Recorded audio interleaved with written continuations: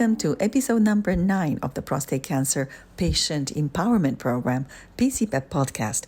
I'm Dr. Gabriela, Ilie, an endowed scientist in prostate cancer quality of life research and associate professor in the Faculty of Medicine at Dalhousie University in Nova Scotia, Canada. In this powerful episode of the PC-PEP Podcast, we hear from Ilie, a German man living in Canada who bravely recounts his journey through prostate cancer as a gay man. From the shock of diagnosis to undergoing brachytherapy, hormone therapy, and external beam radiation, Ilie candidly reflects on the emotional and physical toll and the layers of silence surrounding men's health and intimacy. Ilie's story unfolds as one of profound transformation, from isolation to deep connection, from fear to empowerment. Through open conversations about masculinity, sexuality, vulnerability, and joy, he reminds us that healing is not linear, but deeply human. His story is a testament to the strength found in self-acceptance, community, and showing up for life exactly as we are. Key messages of inspiration and empowerment for men diagnosed with prostate cancer from this podcast are, well, first, you're not alone, even if it feels like it. Ilie speaks about how, for example, isolating his diagnosis felt at first, especially as a gay man. But finding spaces like PC-PEP reminded him that connection is possible and healing is collective. Another message is that healing starts with honesty, with yourself and others. Ilie's turning point came when he began talking openly about his fears and sexuality, intimacy, and vulnerability.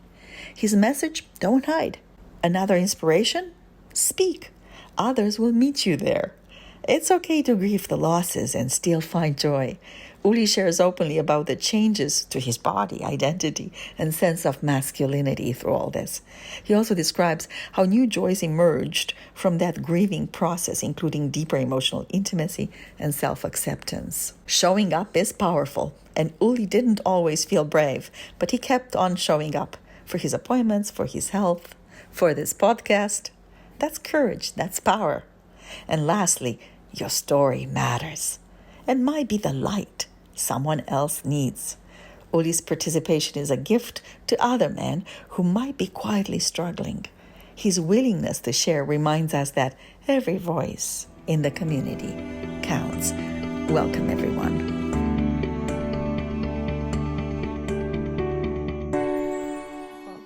Oh, Ilie, so nice to see you. Thank you so much for agreeing to doing this podcast with me. Really appreciate your time. Thank you so much. And just at the beginning, I really want to thank both Rob and you for doing what you're doing.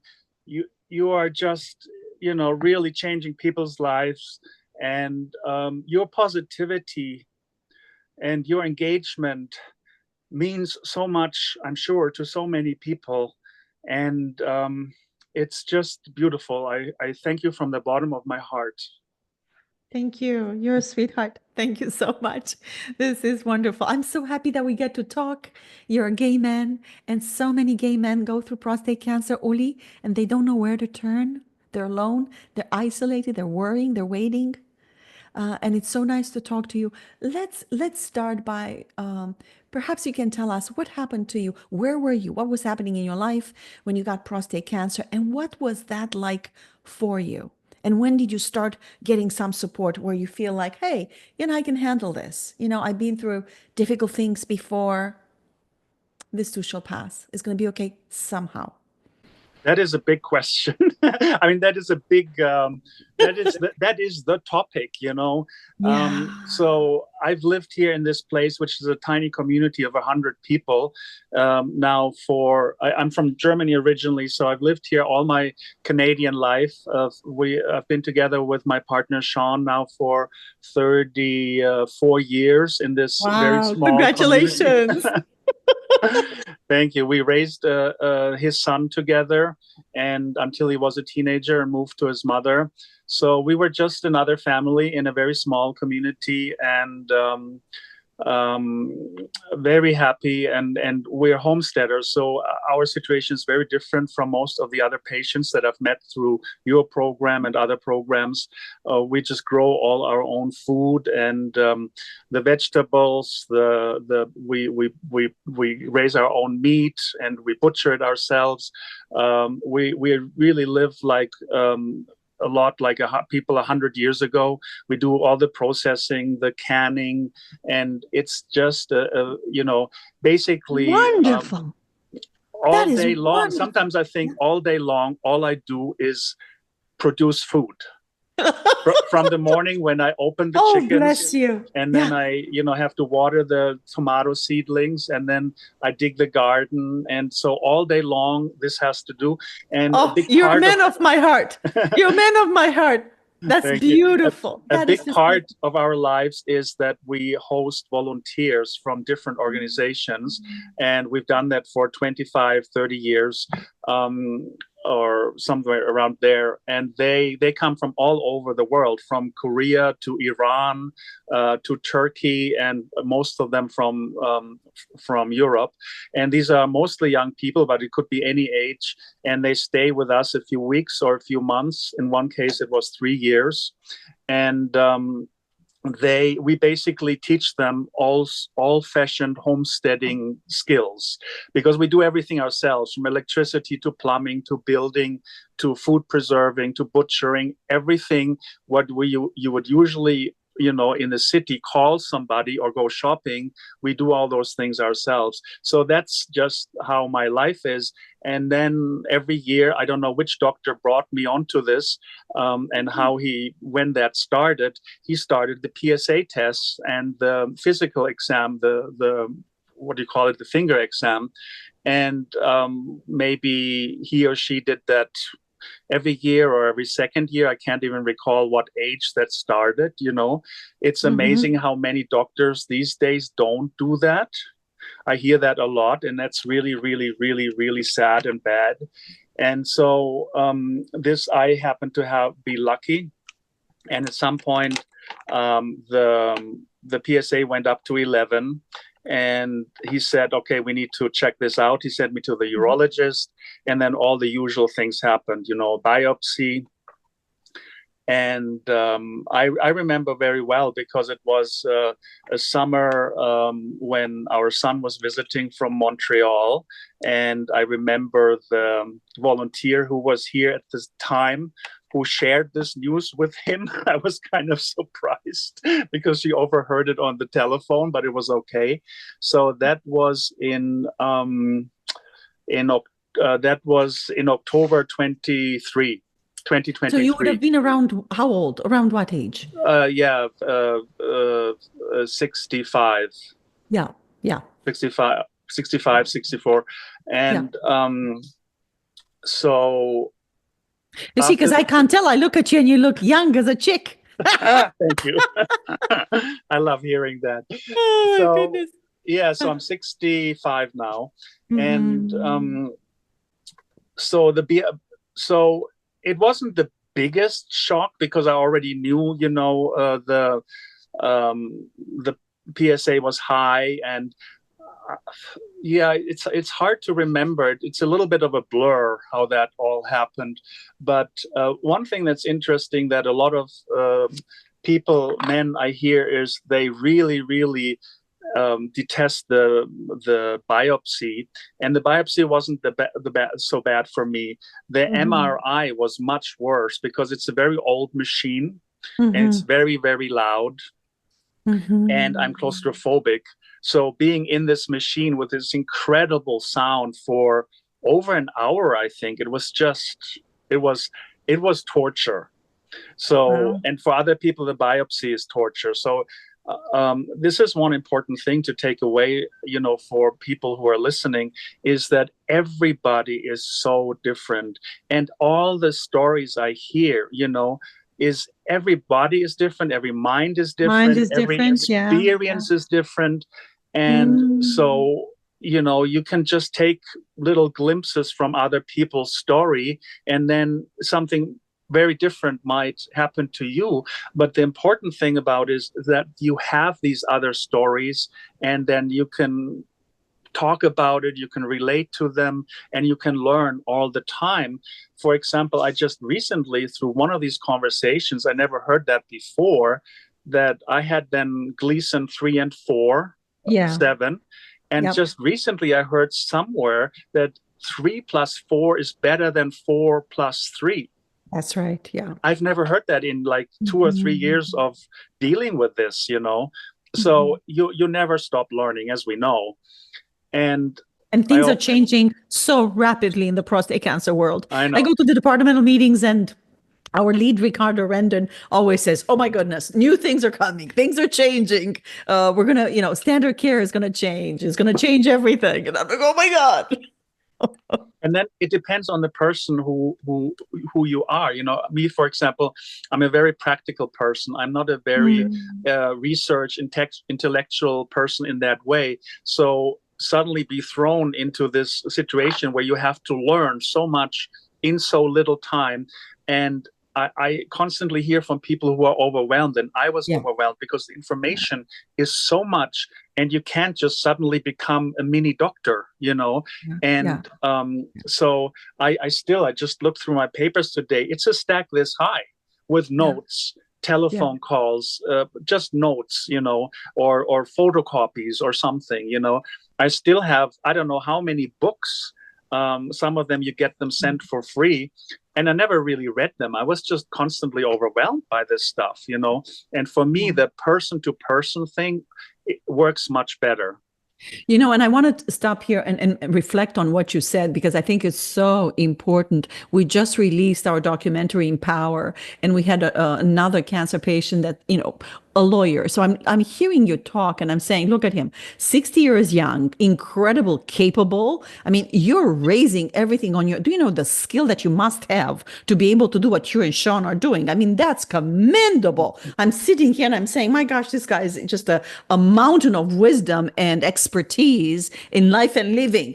And so just like John Underhill in our documentary Empower, who was a lawyer at the time, very successful attorney, he also goes through his journey. He says, I realized one day I was out of my depth. I was out of my depth. You don't know how much you don't know until you know. And yes, exactly. It's a whole new skill and expertise and a new set of understandings that we just don't have. And you need to go through that journey to realize that irrespective of how educated you are and how much, your depth and breadth of knowledge with regards to some aspect of life and living, you do find yourself a little bit out of your depth. Yeah. And it really, I mean, the thing I relied most on was finding the right people in the healthcare system that would guide me and that I felt I could trust, I mean, my urologist, he wasn't bad, but he was, I mean, I like him, but he just didn't give me many tools, He just gave me the prognosis. And then he gave me one connection to the which one was it? There's two different big ones in Canada. It was the PSCK, Prostate Cancer. It's not Prostate Cancer Foundation Canada. It's the other one. I can't. Prostate Cancer Supportive Care. Oh, I see. It's an organization. I think it's based in BC. Yes, it is. So he gave me that, and then he connected me. So he himself is a surgeon, old-fashioned surgeon, and then he connected me to a surgeon in Vancouver who does robotic surgery. So I had a phone call with them, and then I was connected with a doctor in Kelowna who does brachytherapy and radiation. And in the end, so this all, it takes months and months and months of communication and trying to get a grip on it and so on. And in the end, what persuaded me to go the way I went was because some of the doctors in Kelowna, they got together, they looked at my numbers, my case, everything, and they together kind of decided we suggest brachytherapy and external beam radiation. And I go like, okay, if there's several doctors sitting there together, the doctor I was talking to first, actually, she was not the expert for that. When she gave me to another doctor, and then I thought, okay, that's just what I'll do. I followed my heart and my feeling a little bit. I mean, it's a very personal decision whether you want to have an organ removed from your body or not. It's scary. So I just went with that, and it felt good, and it still feels good. So basically, with all the reading and all that stuff, I just, that's the way I went. And when it finally happened, I mean, when I finally went there for a consultation, this is another important thing that I want to kind of tell other men is there's always surprises, and you have to, it's not a line that goes like this. It goes like there's all these bumps in the road, So I'm sitting in the office. I'm prepared to the brachytherapy. I'm prepared for the radiation. And she says, and by the way, we should start you on hormone therapy today. I go like, nobody has ever talked to me about hormone therapy. Like, all I heard about hormone therapy, it's not great, the side effects and everything. And then she was kind of a little bit upset that I wasn't like right away going with her thing. I said, I wish somebody had prepared me for this. I mean, this was just such a surprise. I'm sitting in the office, and 2 hours later, I get my first injection. And that was the first time I heard about it. That's just not how it should be. Anyway, that was one of the bumps in the road, and I can see why she thought that was a good thing for me. I believe she was right, but as you know, but you had no time to process. You had no time to land on that decision. Nothing. There was no time to, nothing. And, as,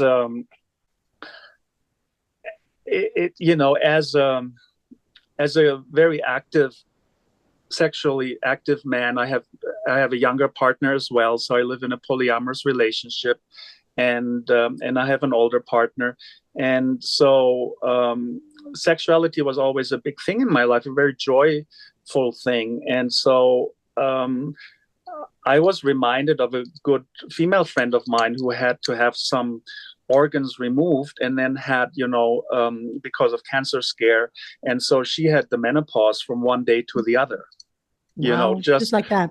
Just like that, And so, as having the hormone therapy does the similar things to a man. Oh, yeah. And I never thought that was even possible to have a real similar menopause as a man, and andropause, testosterone goes down. Andropause. And it's quite something, I mean, you lose your libido, and you have the hot flashes, and you gain weight, and you grow boobs. Yeah, a little bit. I hope not a little bit much. But I think I grew love handles on the right and the left. Like, I was already a little bit overweight. Now I'm even more overweight, and that is not easy for me, even though I'm such an active person, and I'm unhappy with that. So I'm very lazy when it comes to exercises. So I have to, that's a hard thing. And the whole thing was not easy, but I'm just saying, in the lucky situation that I have two partners who can also, be nice to each other, and who are very understanding, and so I am on some Facebook groups that are just talking specifically about sexuality and prostate cancer, and as you know, for the partners, male and female, doesn't matter. It is often very, very difficult, and it really tests a relationship when these things become change in such a big way, and something you relied on was always there, suddenly isn't there, or has changed in a big way. So, and that's where counseling comes in, and group sharing comes in, where you have to reach out for help, but not everybody has that kind of personality. Mm-hmm. I'm really thinking about a lot of lonely men out there. There's a lot of men who are not even open about their sexuality to their doctors. That's not right. even to their doctors. There are men who are in heterosexual relationships, but also have gay relationships and hide them. There's so much out there. And for them, then having a cancer diagnosis that they don't want to talk about openly must put a huge stress on their mental health. And in anonymous groups, like even the Facebook groups or whatever, these kind of things can really help. And then I'm thinking back to the doctor who only gave me the one leaflet. Well, I went to the internet, and it took me months and months and months to find all the support that I needed. There's way more than one person needs. It's spread out on all sort of places and websites. It took, but there's not everybody my age group or older who handles the internet that way. That's right. Yeah. I'm just thinking of these poor men somewhere in the countryside or in a big city, doesn't matter, who don't have the help and don't know how to help themselves, because this whole journey was about you have to speak up for yourself, and you have to demand answers, and you have to keep asking questions, and not everybody is built for that. Yeah, I don't think right now, the way I see things, there's still not a centralized way of, men finding out about resources for them. And I don't want to be controversial, but I think it's important to talk about this. And I think you and I are the best to talk about this openly. One of my biggest frustrations, Uli, has been, and it's not that I'm not shy. I'm not shy, but it's right. But it is an elephant in the room. I found that as a researcher, as a scientist, and my husband included, as a radiation oncologist, clinical lead of a national, now international program that supports men on their journey of prostate cancer, hitting a wall with organizations whose very purpose, their mission, is to inform the patients of any resources that are there to support them. And we'll ask, why? Why can't you let your men know about our program? Oh, no, because we have this and this. Are they scientifically tested? No, but it doesn't matter. Oh, yes, it does. And why do you restrict access? I mean, don't you think this is unethical? And they choose to play God. They say, we're going to tell men about this, or maybe we're going to tell somebody that we think needs this program. And I'm looking at that and saying, what are you talking about? Tell me one man for which this program is not good. Tell me one man who doesn't need to know about lifestyle changes that they can make, information on sexuality, information on the type of treatments they can get, and how to navigate safely their prostate cancer. Tell me one. And it's just like they go blank. They say, They push you away as if you're not to be talked to for some reason. And this, we've seen this with organizations over and over again. Explain this to me, because it's mind-boggling. I can't explain it to you. I can sadly only confirm what you're saying, because it has happened to me that when I mention your program, I get sometimes things like that. The reactions are similar. And the only thing in general that I see between all these programs, that there is a certain kind of competition between the different programs, which shouldn't be there. I mean, a lot of programs rely on funding.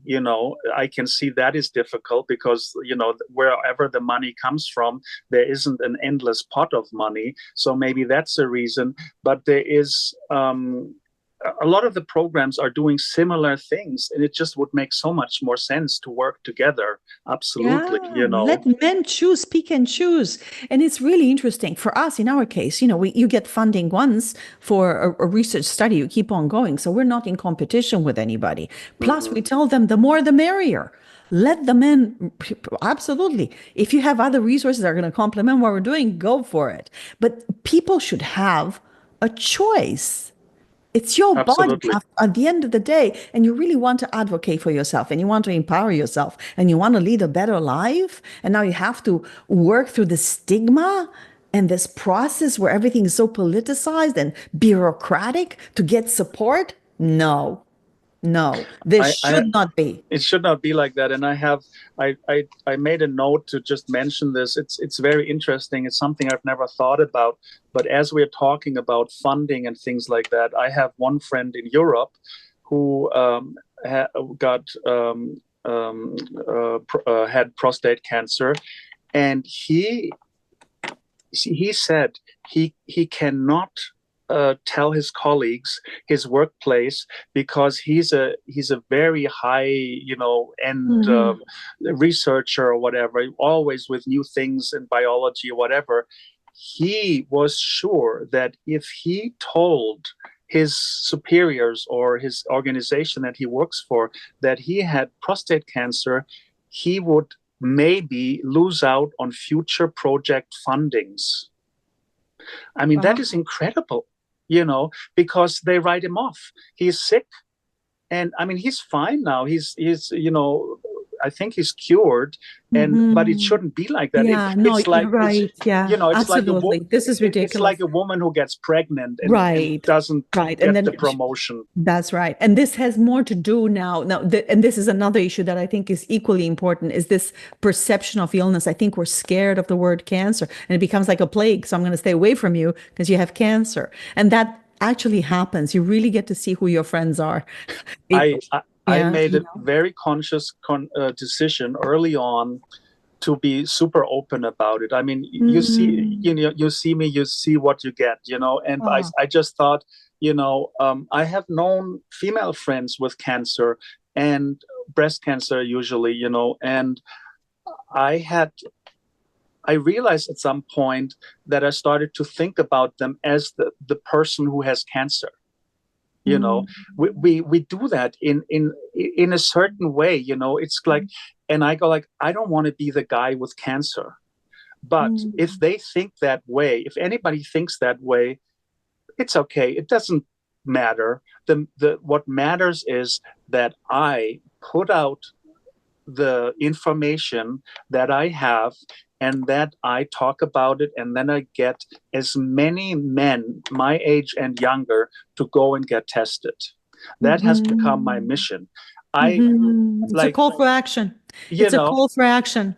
Your disclosing becomes a call for action. How beautiful is that? And with regards to, cancer and the perception of it, it's quite interesting. I think first and foremost, we're not a cancer. We're not the disease. We're a person. That Exactly. we remain. We're the soul underneath all that. It's like Rumi said, I'm not this hair, I'm not this skin. Right? I'm the light that lives within. Right? So it's so, I think, immature and childish. It is, but honestly, like, I saw myself having done that in the past, with people I knew, and now I look back, and now with most of them, I have forgotten that almost, I have to remind myself that so and so many years ago, she had cancer, and I don't think about her that way anymore, but I did for a little bit. So I just caught myself in something that I didn't like, and I can just imagine other people doing that too. But now so many people have said that a cancer diagnosis is a blessing in disguise, and I can only say yes, that's how it was for me, because I think it has made me a little bit a more compassionate man, and I have been very, very open about it. And last year, for example, when we had this big fire all around Argenta in the summer. We almost lost the whole village, and it went on for weeks and weeks, but there was some downtime there. And, I had like 5 or 6 of these hunky firefighters there. And we talked about our lifestyle and so on. And they were, very interested in how we live here. Mm-hmm, mm-hmm. And then at some point I just said, and listen, guys, I mean, some of you are in their 20s, some of you are in your 40s, but I just want to tell you, once you get between 40 and 50, it's time to start testing. And I'm only telling you this because it's happened to me, and I got diagnosed really early, and that was really lucky.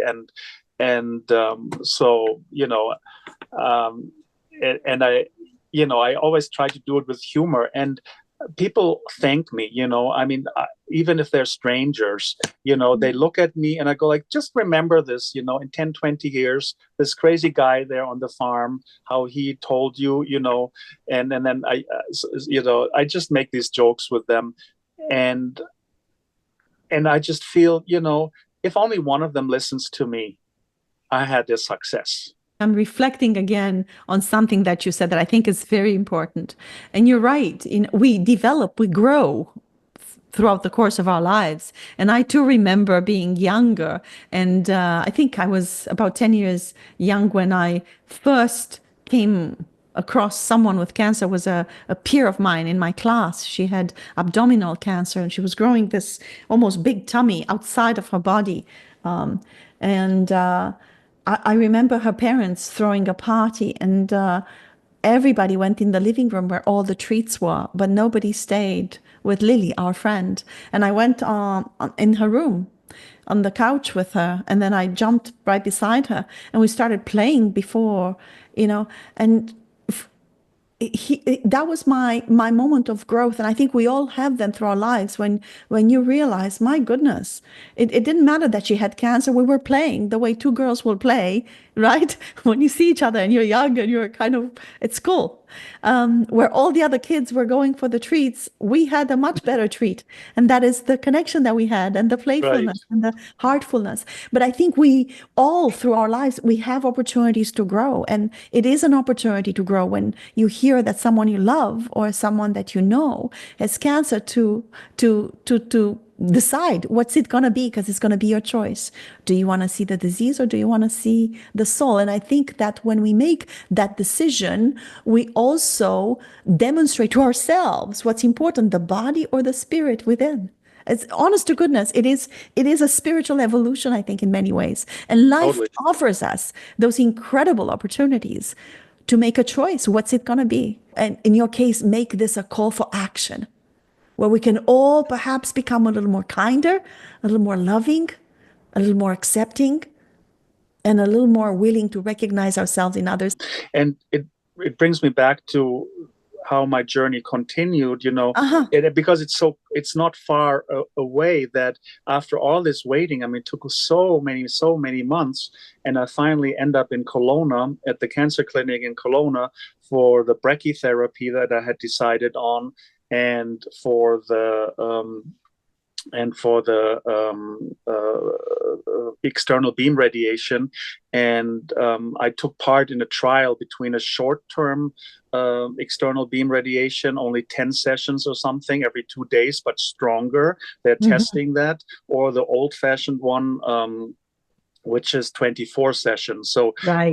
The computer decided that I got the old one. Mm-hmm. So I ended up staying in Kelowna almost 6 or 7 weeks. But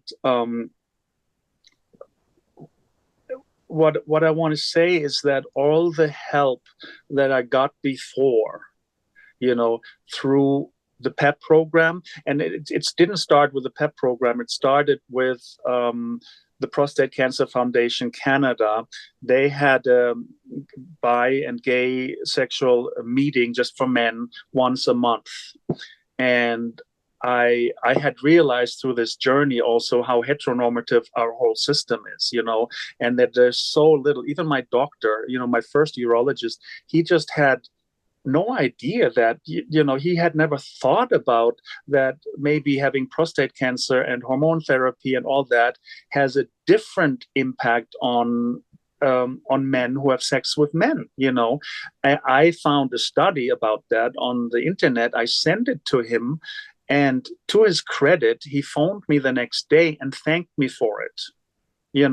A lot of other people would have said, oh God, there's another patient who found something on the internet, and please don't bother me.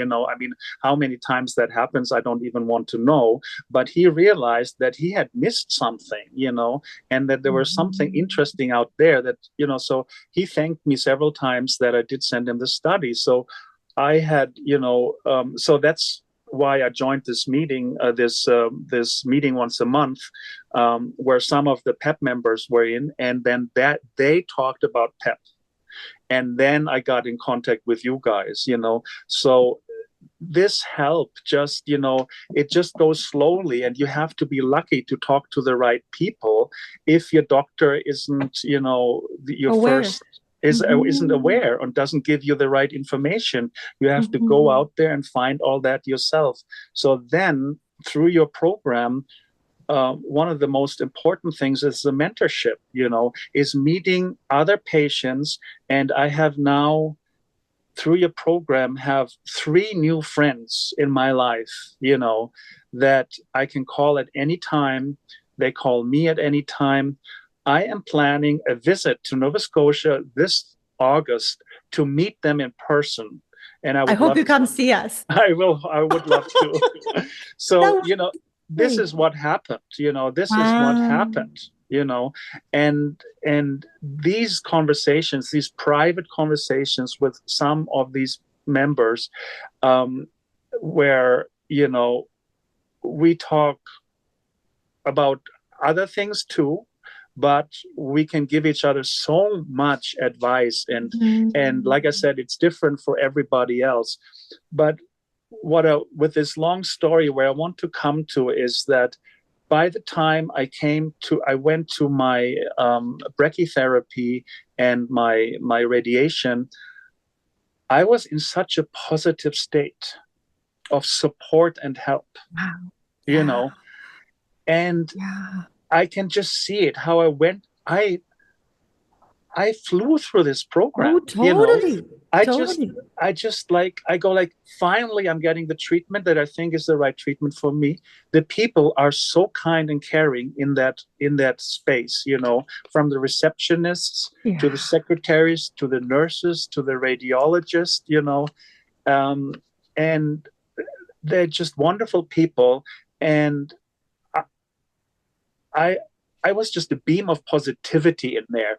That's what they told me. He said, when you come in every morning, there's so many patients who are sad and very sick, much sicker than me, and very, very worried.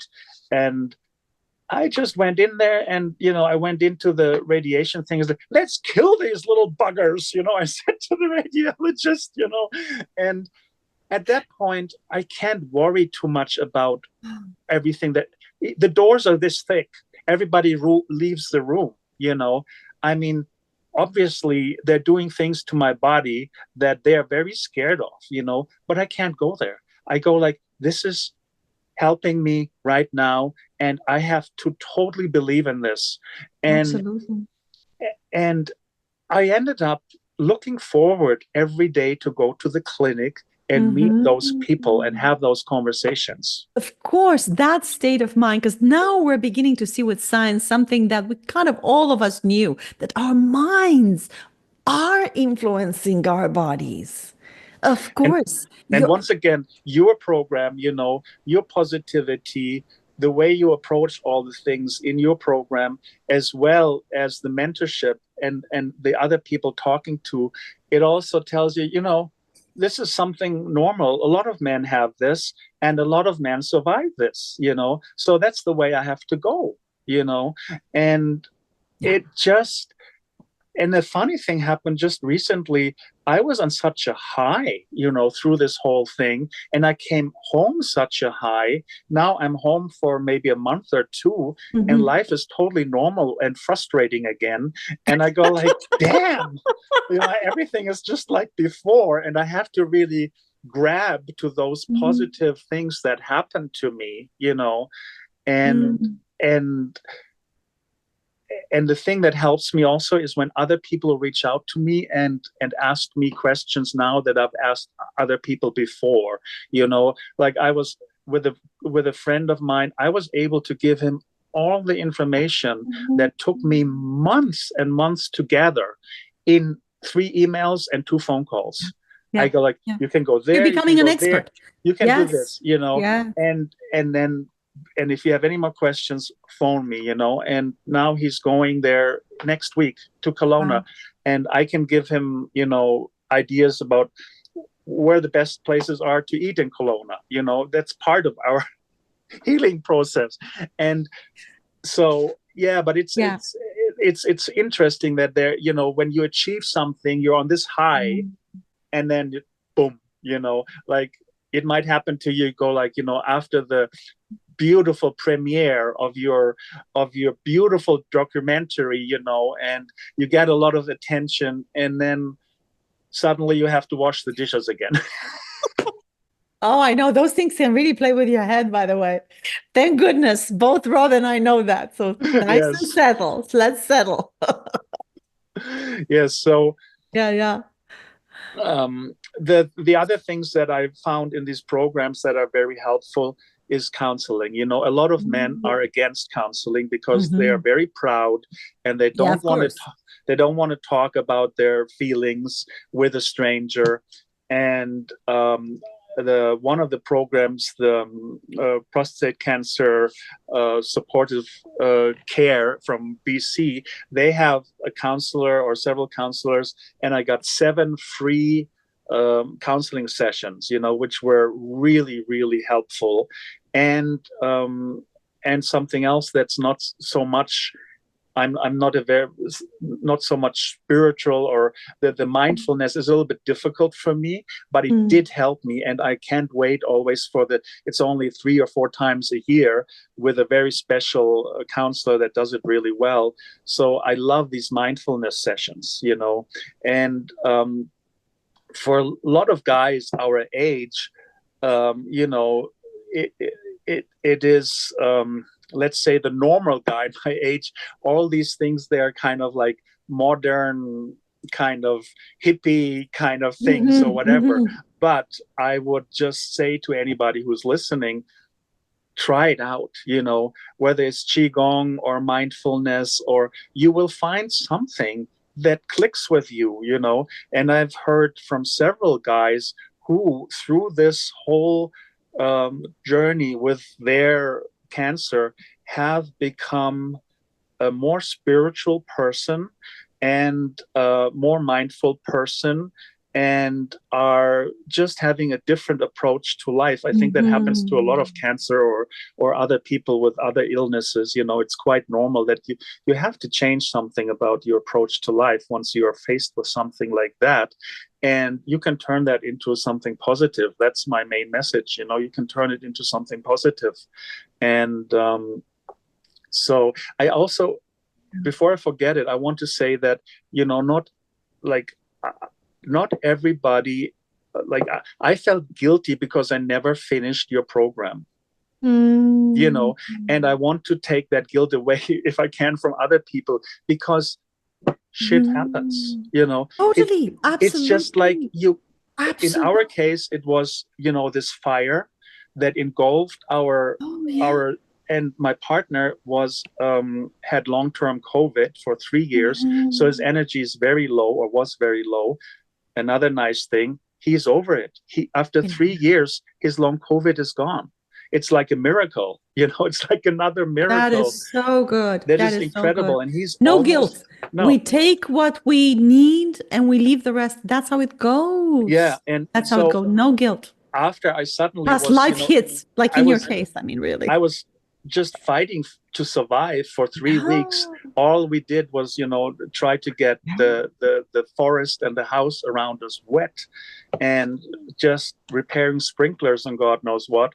And there was just no time to listening to you in the morning and putting on the heart monitor and all that.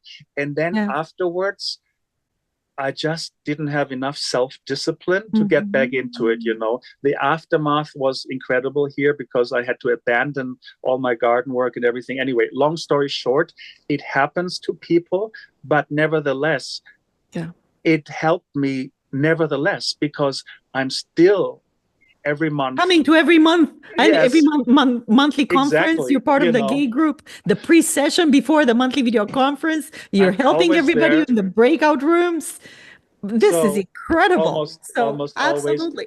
Always. Plus, you're free to take both the PC-PEP or the Cancer PEP complimentary again anytime, darling. So there's nothing for you to worry about. Anytime you want to just let us know, poof, you go back on the program. And in fact, many people take it 2-3 times, so no worries. Good. Lovely. And so it's just all these things. I'm just telling to the guys, you can find the things that will help you, and also I also realized something else for me personally is often we talk about our partners, how they're supporting us or so on. In my case, I at some point realized my partner has so many health issues himself that, and a lot older than me. So he needs to concentrate on this. This doesn't mean he doesn't love me, but he's concentrating on this. So at the beginning, I was asking more for help, and he was in on the telephone calls and this and that, but somehow that petered out, and in the end I realized I did this mostly by myself, with some mentors, of course, and you guys, all that helped. But basically I felt incredibly empowered having gone through this journey and worked on it hard to get the help that I needed, So I'm just speaking to people who sit alone at home and are alone, and I go, you can do it. You can do it. You have to believe in yourself. You have to believe in the healing, and you have to find the right people to talk to, even if not everybody has a partner to begin with, and then not everybody has a partner who is able or willing or just able to help you through this, So once that was a big point for me to realize that, wow, I did this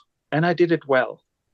Yes, you did. And join us. So this way you have a chance to talk to Ilie and all our wonderful gents that are on those podcasts, because they're all mentors. They're all giving their breath and their energy to those monthly video conferences, connecting with everybody, cracking a joke, as we have to laugh.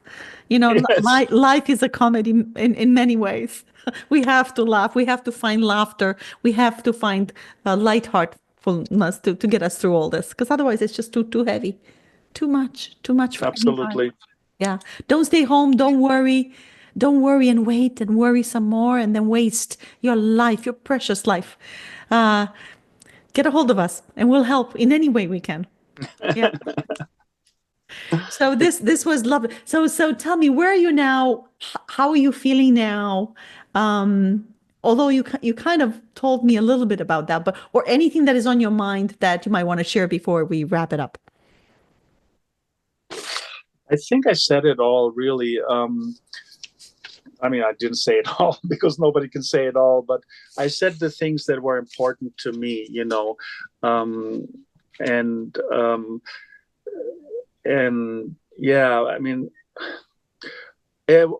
one little funny thing, just to finish this on a funny note, because when I first joined you guys, and I looked at your program, I'll never forget, is that I realized there were only photos of men and women couples, heterosexual couples. And I think maybe I saw a tiny little rainbow flag somewhere, Yeah, on the main page. And so that's another thing that happened to me. I got all my activism back that I had in my 20s and 30s. I was on every Pride demonstration in Germany, in my town. And I was there from the beginning. But as you get older and then you have family and so on, it wasn't, I felt accepted in my community. I know there's a long way to go, but still that whole activism started to kind of come back to me through this health crisis, and that I realized what's lacking in the healthcare system. So I remember writing you an email or something right away. And then the next day, you and Rob phoned me personally here, and I go like, what? Oh my God. They phoned me right away, and you were all apologetic, and you said, yeah, we're looking for funding and so on and this and that. And I think I said, well, you don't need funding. Just put a man couple at least in the picture somewhere, because I think it's really important. I mean, this is not a joke. I think it's really important that especially the closeted gay man or any gay man, bisexual men, trans men, or trans woman in that case, will see, oh, they include us, and you have changed a lot in this last year, and so all I want is just like a picture once in a while of a man and a man holding hand. I go like, oh, they even thought about us, and we're included, and I don't need any special treatment or anything, but I want to be included because it will help me. And so you're doing that really well, and really, really appreciate that. And so thank you. And thank you for everything you do. And it would be wonderful to meet you in person if I make it out in August. I'm talking to one of the people I met through your program, and his partner is a travel agent. So it's all connections everywhere. It's like a big love connection. Well, we look forward to seeing you if you come here. Ilie, I cannot thank you enough for your time and your love and your space you gave us today with your interview. Really appreciate this. I'm sure it's going to help a lot of people listening to this. Thank you so much. Your heartfulness. Love you lots. Thank you so much. I love you too. Bye. Bye. And this concludes episode number 9 of our podcast. For more information on our programs, please visit PC-PEP.org, or for all forms of cancer, cancerpep.com. Thank you so much for listening. Until next time, be well and take care of yourselves.